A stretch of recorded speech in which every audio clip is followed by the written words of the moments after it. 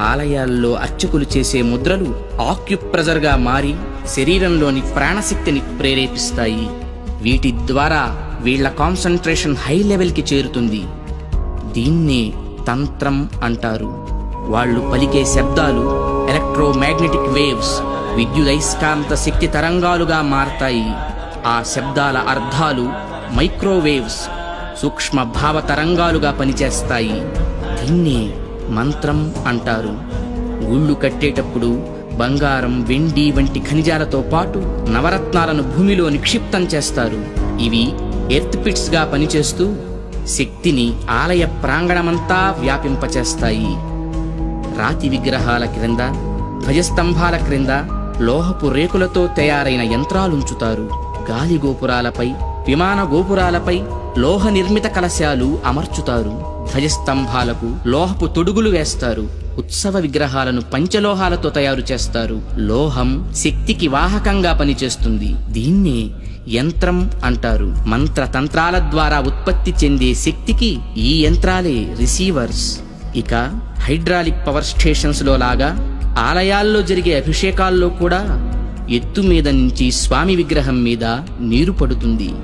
దానివల్ల potential energy kinetic ఎనర్జీగా మారుతుంది. ఇలా మంత్ర తంత్ర యంత్ర ప్రక్రియలతో విశ్వవ్యాప్తంగా ఉన్న ఇంటర్నల్ ఎనర్జీని రిసీవ్ చేసుకొని అందరికీ అందించే కాస్మిక్ పవర్ స్టేషన్స్ మన ఆలయాలు. ఈ జనరేటర్ నుండి ఉత్పత్తి అయిన విద్యుత్తు ట్రాన్స్మిషన్స్ ద్వారా టెర్మినల్ స్టేషన్కి చేరి అక్కడి నుండి సబ్ ట్రాన్స్మిషన్స్ ద్వారా ఎలక్ట్రిక్ పోల్స్ సాయంతో లో వోల్టేజ్ ఇళ్లకు, హై వోల్టేజ్ ఫ్యాక్టరీలకు అందుతుంది. సరిగ్గా ఈ జనరేటర్ లాగే గర్భగుడిలోకి చేరిన శక్తి అంతరాలయమంతా ప్రసరించి పరివార దేవతల ద్వారా విస్తరించి ఎలక్ట్రిక్ పోల్స్ వంటి ధ్వజస్తంభాల సాయంతో సామాన్యుల నుంచి మహాభక్తుల దాకా వాళ్ళ స్థాయికి తగ్గట్టు అందరికీ అందుతుంది.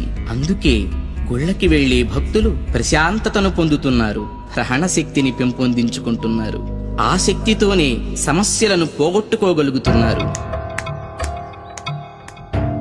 అంటే అర్చకులు ఎలక్ట్రీషియన్సా? యా. అంటే మీరు చదివింది సైన్సా? Common sense.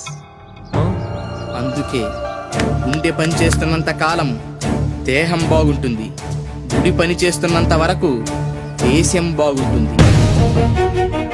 నవ్య చైతన్య జీవనానికి అంకురార్పణ, భవ్య సౌజన్య భావాల సంతర్పణ.